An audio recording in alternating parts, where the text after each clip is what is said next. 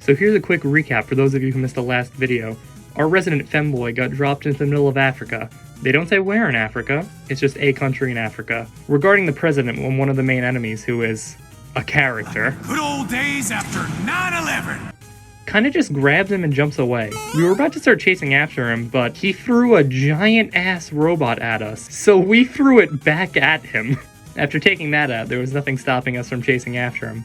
But for whatever reason, even after 7 minutes to beat the fight, he ends up being right around the corner.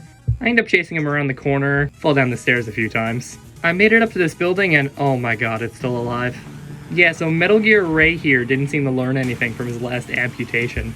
And he is back and stronger than ever. With the immediate laser beam attack that spreads across the whole arena. I would love to tell you that this fight is scary, especially since I'm going into it at basically 10% health. But here's a secret, I'm not fighting the camera anymore. Now that I could focus, I get a perfect parry off immediately and take out his face armor, which will make this fight significantly easier. He ends up going for his missile attack after that, which is kind of notoriously difficult to hit, as it's kind of janky to aim exactly where the sword goes, but I managed to survive and get repair nanites out of it. He hits me in the head, but from full health it does basically nothing. After that, I take out his turret, and all the poor guy could do is headbutt me to death.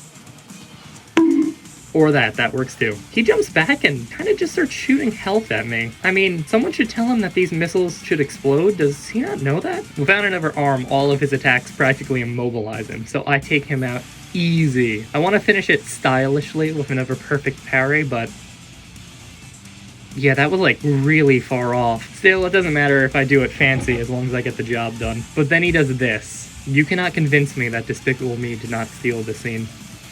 Either way, I make it all the way to him, and boom! Double amputee. Using my heel as a sword for some reason? I don't know what happened here. And after all that, it's not over yet. He grabs me and throws me. And what's the most logical thing that could happen? I'm now at the top of a clock tower, hundreds of feet up. I start running downwards. That's right, baby. Not even gravity can stop this menace. I'm controlling him and I don't even know what's happening right now, for God's sakes. There's just missiles and lasers and I jump over a hydraulic beam and I hit him. I hit him with my shoe sword and cut him in half. He's such a weeb. This time I got a much more respectable A rank and another cutscene starts. The enemy, who's called Sundowner by the way, seems like he's cornered, but he's actually not trapped at all. You see, he's wearing 2 pairs of Air Jordans right now. Yahoo! Raiden just kinda runs faster than the train and leaps onto it, which is really cool, but it begs the question, why do trains exist in this universe? Like, seriously, if I could just run faster than it. Either way, I enter the next cutscene. Yes, this game does have a lot of cutscenes. Sundowner says something about how he isn't gonna need a shield anymore. To be honest, I don't really think he needed the president at all as a shield, because he just kind of left in every scene he's been in by kind of just jumping. I don't know why he didn't think that would work. Oh wait, here's the best line. Mind if I got in? No, the other one. All we're saying, give war a chance! There it is. So the Prime Minister is brutally cut down, and Sundowner does what he does best, leaving. Things are about to get real though, because this is the first truly challenging fight of the game. Forget that I died 3 times in the last episode. This is Jetstream Sam. On top of being one of the funniest characters to watch, he is one of the coolest bosses in the game. He has an entire DLC just based around his backstory, and it doesn't even make sense in the context of the story.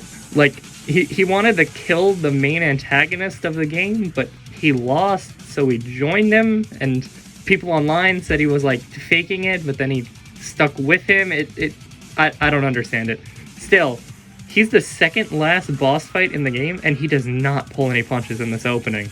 I'm trying to go for as long as I can, but it is incredibly difficult, especially since this is a fight that you're supposed to lose. I'm doing better than I would think, though, as this parrying scene usually only happens to me around a quarter health.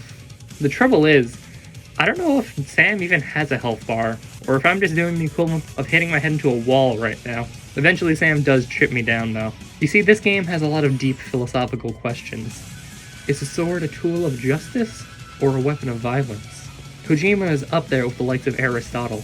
It doesn't really matter though, because either way it cuts off people's arms. I would also just like to point out how absurd this whole cutscene is.